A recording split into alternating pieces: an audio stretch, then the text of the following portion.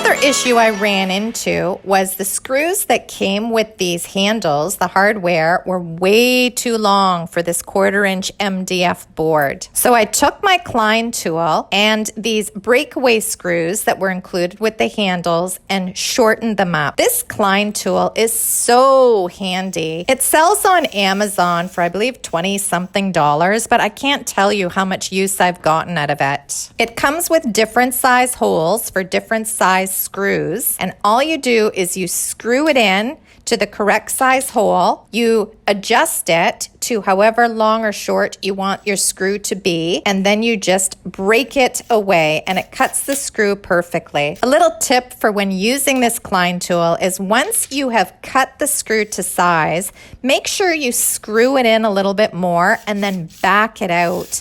And this ensures that there's no sharp edges on the screws and it'll go into your hardware smoothly.